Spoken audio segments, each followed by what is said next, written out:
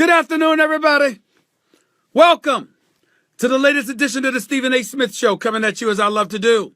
Every weekday afternoon from 1 p.m. to 3 p.m. Eastern Standard Time over the airwaves of Sirius XM, Mad Dog Sports Radio. Slew of NFL games to get into this afternoon. With you until 3 p.m. before I pass it off to the namesake for the channel, Christopher Mad Dog Russo. Slew of NFL games to get into. Definitely we'll get into what we saw last night. Definitely we'll discuss and debate whether or not the purpose for Thursday night football is even relevant anymore. We're going to get into a whole lot of stuff today. No doubt about it. Plus Nick Saban making news as far as I'm concerned for all the wrong reasons. And we'll talk about the great Nick Saban as well and what problem I've got with him today. But we start out today's show with Josh Gordon. Let me be very, very clear. I am inviting you all to turn the channel. I am inviting you all to sit up there and just grab your knob and turn the channel. You want to go to another channel, that's fine. You want to come back to Mad Dog Sports Radio to listen to Christopher Mad Dog Russo or Dan Grassa or anybody else or Adam Shaw before me, be my guest. You want to listen to this show on this date? Let me be the first to say, I'm pretty damn ticked off. I mean, this dude, Josh Gordon, who is all world. Just a couple of years ago, 1,646 yards, but hasn't really played since December of 2014, and presumably at that time, it was because he couldn't stay off the weed. Now we learned the latest. He's checking himself into an inpatient rehab facility. And you got people out there, the knuckleheads amongst you, the idiots, the asinine individuals who are so interested in being damn apologists that you stand up there. Oh, bravo! We're so touched about Josh Gordon. I mean, it's just such a touching thing, isn't it? Congrats to you. 25 years of age, you manned up, you accepted the fact that you got a problem, and you know what? Good for you! Bravo! Bravo! Just a couple of problems there. Josh Gordon was out last year because he violated the league's substance abuse policy. Josh Gordon missed the first 4 games this year. Was scheduled to miss the first 4 games this year because of the same issue. And since this man hadn't produced a damn thing for the Cleveland Browns since December of 2014, next week was supposed to be his first game back. And now, after all this time you've had off to smoke all the weed you wanted, do whatever drugs you wanted to do, drink whatever alcohol you wanted to drink, and if you wasn't on the weed, you could possibly or presumably be on the lean. You wait until now, right before you're supposed to come back to check yourself into a rehab clinic? And y'all want to applaud this man? I ask you a simple rhetorical question, ladies and gentlemen, to all of you out there listening to me. What the hell is wrong with y'all? This man has been out of the game since December of 2014. The Cleveland Browns, more so than any team in this league, desperately needs him. Desperately craving him.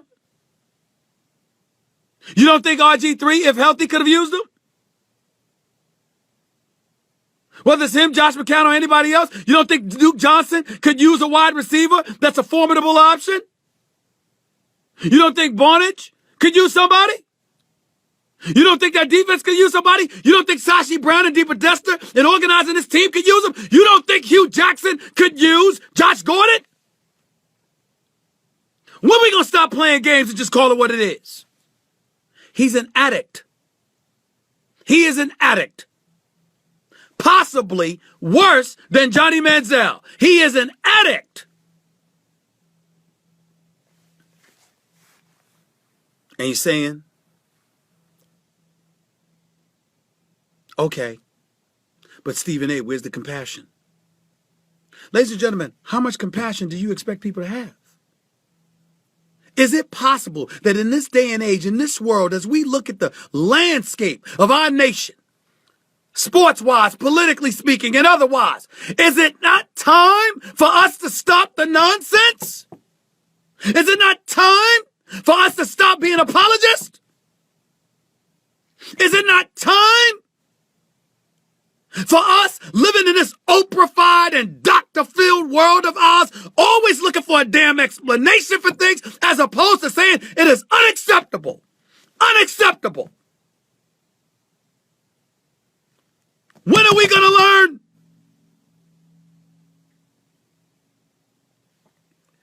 Josh Gordon clearly has a problem. Josh Gordon is an addict. We get that. But ladies and gentlemen, couple of questions here. Is it possible that you can get addicted to something you never tried? I would say no. Has there not been enough information out there in this world about drug use and the rippling effect that it has? I think there has been. And if you're not just thinking about yourself, what about your teammates? What about the organization? Is it fair to call that an act of selfishness, particularly when it was a problem you've had more than a year and a half to resolve long before you ever came back to the Browns? What you going to tell me, that Josh Gordon had the jitters and he was getting scared, so he needed something to loosen him up because he was nervous because he had to go back on the field? Stop. And oh, by the way, we can't even point the finger at the league. Because guess what? The drug policy is such, via the collective bargaining agreement it has with its players association, that you damn near know exactly when you're going to get tested these days. You got like a 30-day grace period where you know, be clean. Now, Josh Gordon didn't get busted with some positive drug test, but we know why. Because he never took the damn test because he knew he was going to get caught. So if self-inflicted punishment comes into the equation, perhaps some level of leniency would be apropos. But here's the problem. It would not be the first time that Roger Goodell in the commissioner's office and the league office has granted him leniency. Remember that when you're suspended, you're not even supposed to be around the team. He got busted in March, reinstated in July, permitted by the league to be around the team, working out and practicing to get himself ready for week 5 when he was supposed to return. And still, he messed up. Still.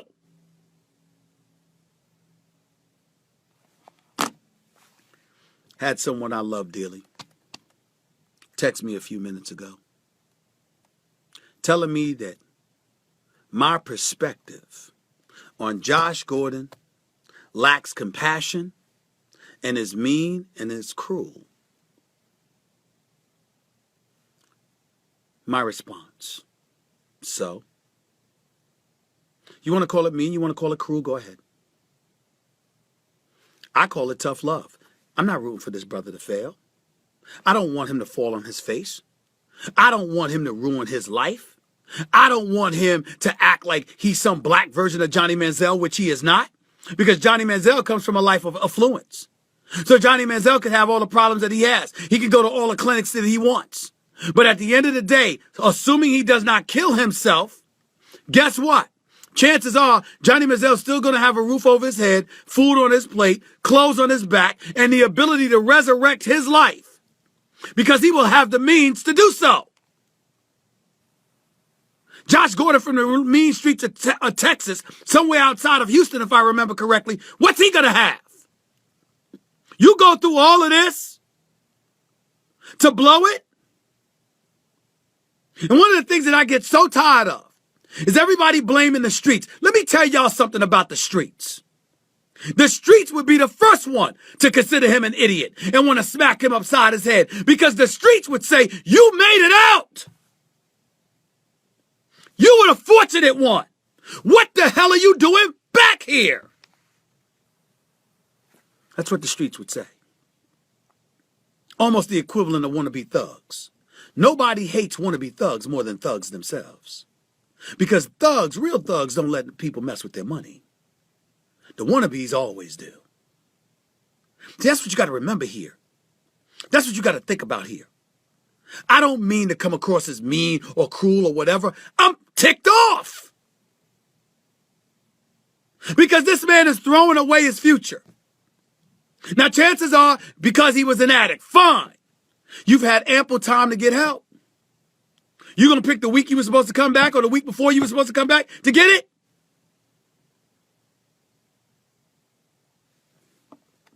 Call it cruel all you want. I'm beyond disgusted. I want to see Josh Gordon on the field. This brother's a superstar talent. He actually is a nice guy. I'm not rooting against him. I'm ticked off because I'm rooting for him. But that's not enough for people out there. And by the way, this person that I love dearly that called me mean and cruel, very, very few people in the world are being more cruel and mean than this person. But she's smart as hell. But boy, is she cutthroat. Suddenly she has compassion. And who is it reserved for? Josh Gordon. Really? Really? This is the kind of stuff that I'm talking about. This is the kind of stuff that we need to address. See, we apologize for everything. We apologize for addicts. We apologize for people who engage in criminal behavior. We got excuses for everything. That's our damn problem. Societally. It's our problem. We always got a rationale. We always got a reason. That's what Oprah did for us. That's why I blame Oprah. And I love me some Oprah Winfrey. But that's why I blame her. Always an explanation.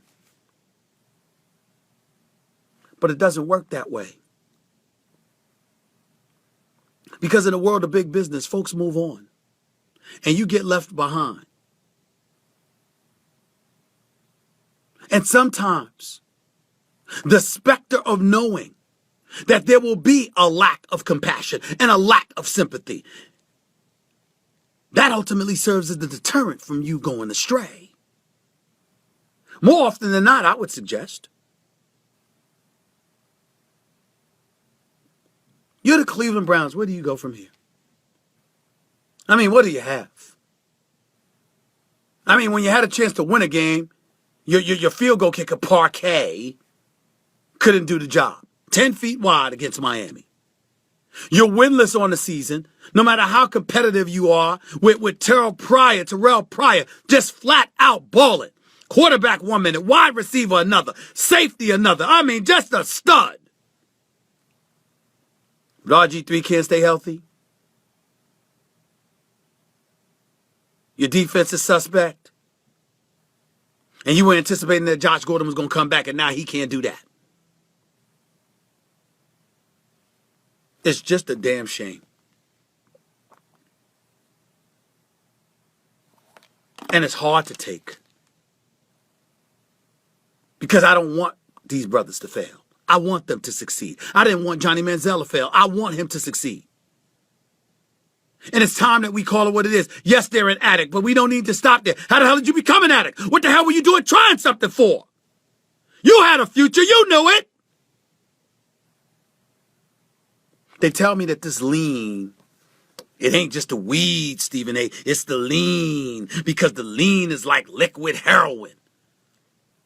They talk about how it's been placed strategically in impoverished and disenfranchised communities, and how there's a younger generation on the come up, struggling so severely that they're succumbing to this kind of stuff themselves. It's stripping us of a generation of people. This is what they say. It's plaguing us. But how is that applicable to Josh Gordon? You are already a successful professional athlete. You weren't living in the projects when you were playing for the Cleveland Browns. How'd I get to this point? It's just too much to take. It's too much to take. 888 Mad Dog 6 is always the number to call. That's 888-623-3646. Where does Cleveland go from here? I don't know. We could discuss that. I always thought they were coming in last place in the AFC North anyway. At this rate, do you think they'll even win a game? That's another legitimate question. I'd be interested in knowing your answer to that. By the way, I got to talk about the Cowboys too, because Des Bryant hiding from MRI test because he was scared of the results he was going to receive. Everybody's not making a big deal about it. It's not a big deal about it if you're just thinking about Des. But when you think about that weak excuse that Jason Garrett gave, oh, you know what? It is a big deal because it's emblematic of the lack of discipline that the Dallas Cowboys organization has, while as a result, receivers like Des Bryant think they can get away with such immature nonsense. But I guess I'm wrong about that too, ain't I? Because after all, I'm Stephen A. I do need to be a bit understanding, don't I? Really? Really? This is utter nonsense. Too many damn excuses. Too many damn excuses. I don't know how y'all take it. Because I can't. The weed, the lean, and so on and so on. I can't take it. I can't take. Let's just call it what it is. Okay, fine, he's an addict. But can we add stupid to the equation? What the hell are you doing? What is it? Well, you know, Stephen A., some of these things you can't resist. Let me tell y'all something. I like my life. Put millions in front of my face and tell me all I got to do is fly straight and I'm going to continue to collect those millions. What choice you think I'm going to make? What choice are you going to make? Why don't you stop lying to yourselves? Why don't you stop lying to each other? Why don't you be real about what's going on here? And stop with the nonsense. Because all of yous are getting on my damn nerves with all these damn excuses. I want Josh Gordon to be well. I want him on the football field. I want him balling out. I want him successful. I want him to make the millions that his talents demand that he should make. But if you can't exercise discipline, why should any organization trust you? And see, that's the part that all of y'all missing this.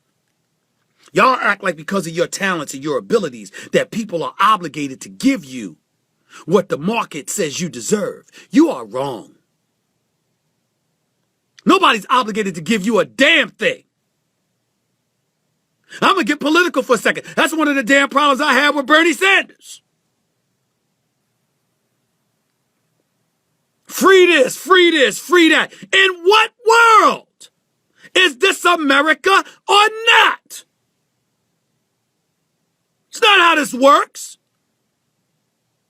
I sit up here busting my tail all of these years, climbing the ladders of adversity and beyond to get to the point that I get to, and you come along and you want a free ride? In what world are you living?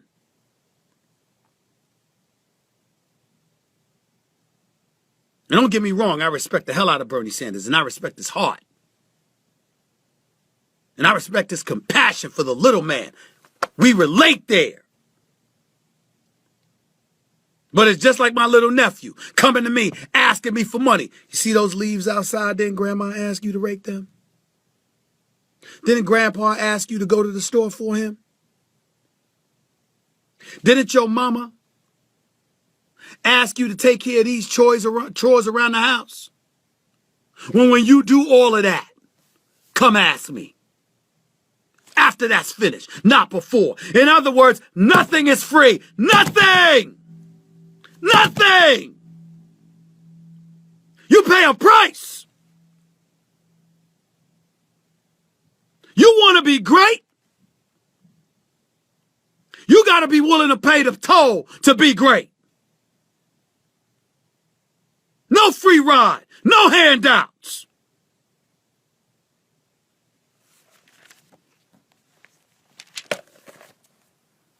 Essentially, that's what Josh Gordon was asking for. He could check himself into all the clinics he wants to. But he had more than a year and a half to do that. He elected not to. He waited until he was due back in a week to drop this news on them. And now news have come out, according to ESPN's Dan Graziano, that the Cleveland Browns intend to part ways with their wide receiver. And they should. Enough's enough. You can't stay clean? Fine. It's your life. That's the real world, ladies and gentlemen. Get over it. 888-MAD-DOG-6 is the number to call up. That's 888-623-3646. You're listening live to the Stephen A. Smith Show on Sirius XM, Mad Dog Sports Radio. The mean and cruel Stephen A. Smith will be back with you in a minute.